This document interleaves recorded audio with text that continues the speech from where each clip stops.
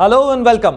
I am Pranay Upadhyay and you are watching Namaste World, your daily window into the biggest stories shaping India and the world. We begin in South Asia. Pakistan and Bangladesh defense talks signal a quite strategic shift that could challenge India's long-standing influence in the region. Back in America, President Donald Trump's fixation on Greenland raises a dangerous question about how far America might go to get it. India wants Elon Musk's social media platform X that legal immunity could vanish if Grok's obscene AI content continues unchecked. But the biggest news of the day: President Donald Trump's approval of a sweeping Russia sanctions bill threatens massive tariffs on India and could reshape global energy and trade dynamics. All that and more. Global flashpoints, power plays, and stories that matter coming up in this edition of Namaste World. So stay tuned. In a significant development that could impact India's trade ties with the United States, President Donald Trump has given the green light to a bipartisan sanction bill aimed at intensifying pressure on Russia over Ukraine war.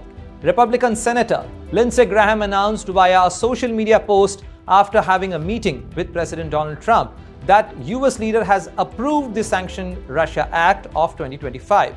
The bill, co-authored by Graham and Democratic Senator Richard Blumenthal, authorizes tariffs as high as 500% on countries that continues to purchase Russian oil, uranium, or petroleum products. Graham explicitly stated that the legislation would provide tremendous leverage against nations like India, China, and Brazil to stop buying discounted Russian energy, which he says funds Putin's war efforts in Ukraine.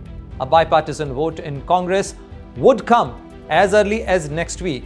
This comes as Trump administration pushes for a negotiated end to the nearly 4-year-old conflict.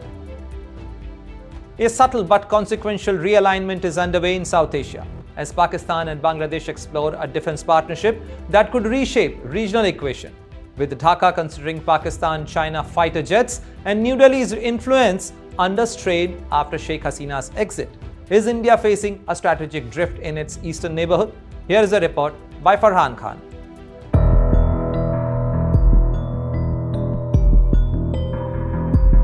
There's a quiet but significant shift unfolding in South Asia, and New Delhi is watching closely.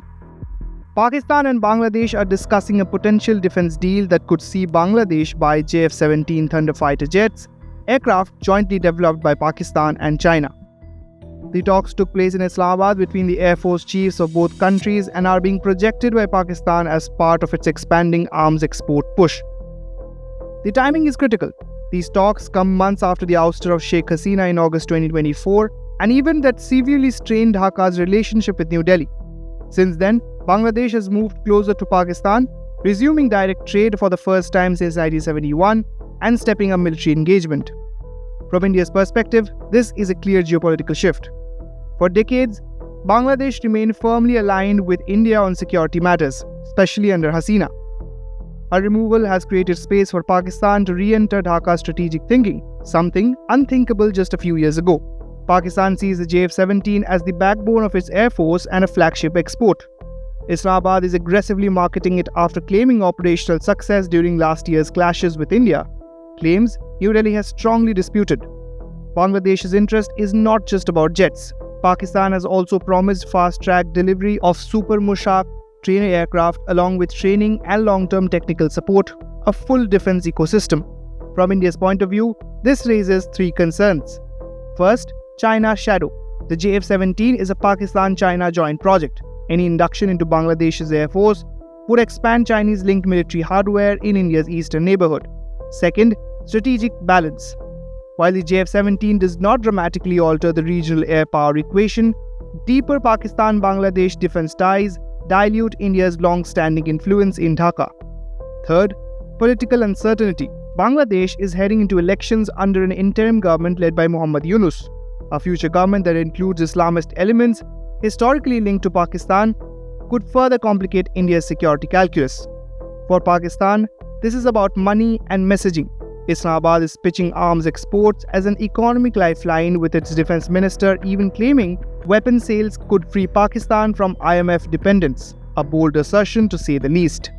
For India, the message is clear. Bangladesh is no longer a guaranteed strategic partner. New Delhi will need sharper diplomacy, economic engagement, and security outreach to prevent Pakistan and China from filling the vacuum. In South Asia, alliances rarely collapse overnight, but they do shift, quietly and sometimes permanently. With Farhan Khan, Bureau Report, India Today Global. What if the unthinkable happens and the United States target Greenland, a NATO-linked Arctic territory? Such a move would turn ally against alliance, rewrite global security assumptions, and force Europe to confront a NATO without America. Would the single strike end the alliance as we know it? Here is a report by Jyoti Shukla.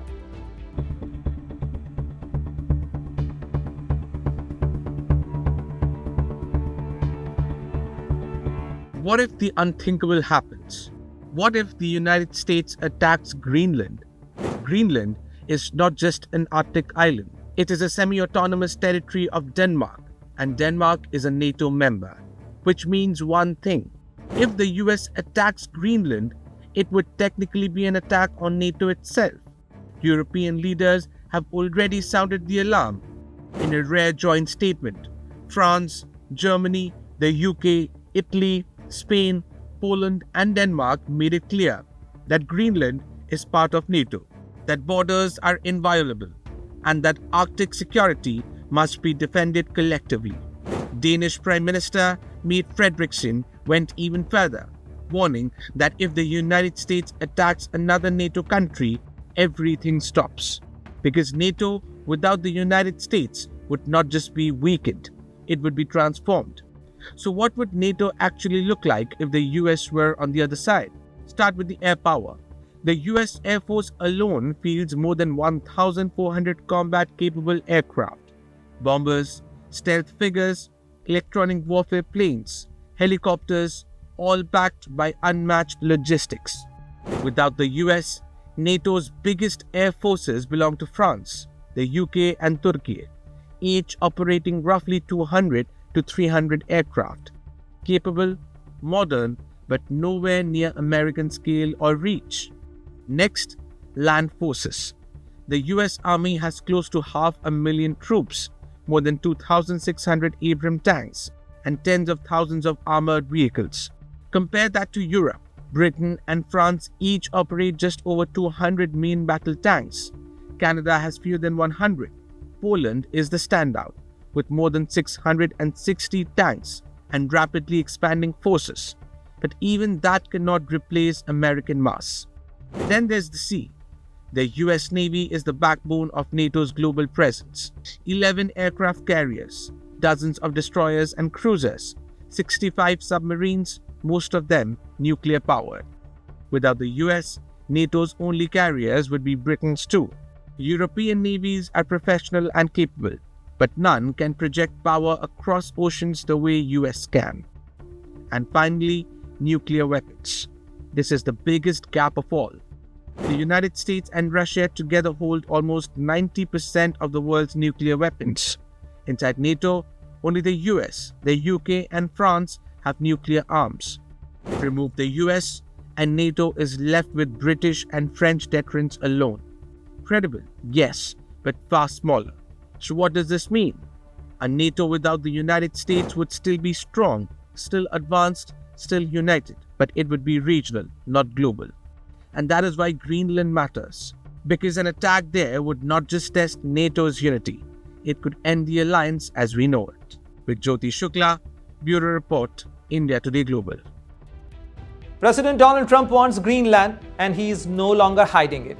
With military force called an option and diplomacy still on table, Washington's Arctic ambitions are raising alarms across NATO, from buying influence to outright invasion. How far is Trump really prepared to go to claim the world's largest island?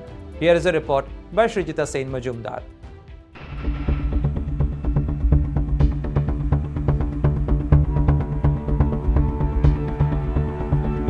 President Donald Trump wants Greenland. He's made that crystal clear. The question is, how far is he willing to go to get it? The White House has said using the US military is always an option. US Secretary of State Marco Rubio has reportedly ruled out invasion. But this is Trump we are talking about. After last weekend's events in Venezuela, nothing can truly be ruled out. Well, that's always been the president's intent from the very beginning. He said it very early on. I mean, this is not new. He talked about it in his first term, and he's not the first U.S. president that has examined or looked at how could we acquire Greenland. There's an interest there. But so I just reminded them of the fact that not only did Truman want to do it, but President Trump's been talking about this since his first term. So what are Trump's real options for this mineral-rich Arctic island? Option 1, buy it. America tried this 3 times already.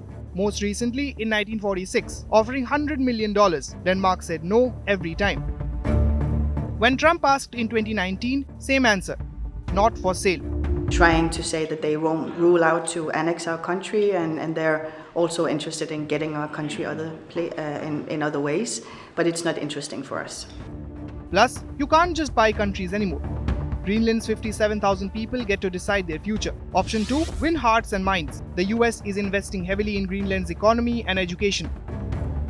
Denmark suspects something shadier too. Secret campaigns pushing Greenland towards independence so the US can negotiate directly with the new nation. Vice President J.D. Vance already visited, hinting at a future partnership. Greenland's government rejected it, but the opposition party, they're listening. Option 3, a partnership deal. Think of it like a friends with benefits arrangement. Greenland stays independent, gets US military protection, and sweet trade deals. America gets unrestricted military access to a strategic Arctic location. Experts say this is Trump's best bet. Option 4, use what you have got. US already has military access through 1951 treaty. They have got 500 troops at the Pituffik space base right now. Denmark's even offering more access. So why all the drama? Option 5, invade. Could the US do it? Technically, yes. Greenland has no army. American forces could seize the capital in minutes, but the consequences? Catastrophic. It would end NATO, destroy US alliances, and be completely illegal. A Danish analyst put it brutally. US soldiers would come back in body bags. Bottom line, Trump got options from sweet talking to straight up invasion. The smart move? Work with existing agreements. But will he take it? That's the real question. With Shijita Sen Mujumdar, Bureau Report, India Today Global. India is drawing a hard line on artificial intelligence and online accountability, warning Elon Musk's social media platform X that it could lose legal immunity if AI's chatbot Grok continues generating obscene content.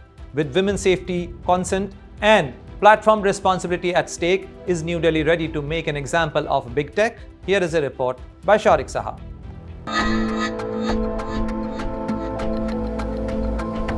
India has issued a strong warning to Elon Musk-owned platform X, and this time the stakes are high.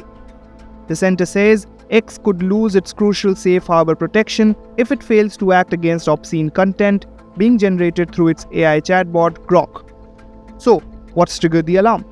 Authorities say Grok's so-called spicy mode is being misused to create and circulate obscene images and videos of women, including celebrities, without consent.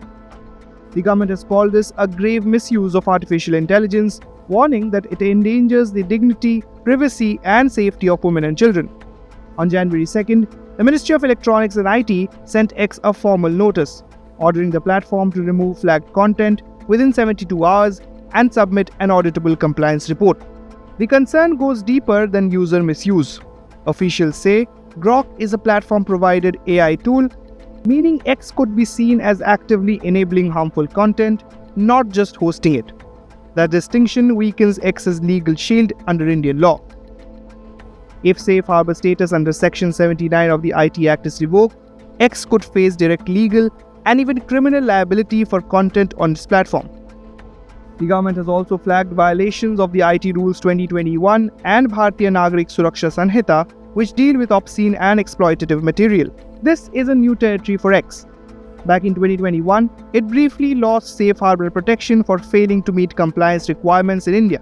While X says engineers are working on tighter safeguards, the message from New Delhi is clear. In the age of generative AI, platforms may no longer get immunity without accountability. And this time, India appears ready to take a hard step. With Shaurik Saha, Bureau Report, India Today Global. As we wrap up today's show, here's a quick look at the top stories making waves around the world. A deadly ICE shooting in Minneapolis has ignited nationwide outrage, with city and state leaders accusing the Trump administration of provoking chaos through aggressive immigration enforcement. A dramatic escape of Yemen's southern separatist leader has deepened tensions between Saudi Arabia and UAE, threatening to fracture their fragile military coalition. French farmers stormed Paris before dawn, blocking major roads and landmarks as anger erupted over the EU-Mercosur trade deal and government farm policies. And that brings us to the end of today's edition of Namaste World. From breakthroughs in technology and business to political developments and natural disasters. Stay tuned as we bring you the latest updates, key developments and more from New Delhi to New York. See you again tomorrow, same time right here on Namaste World.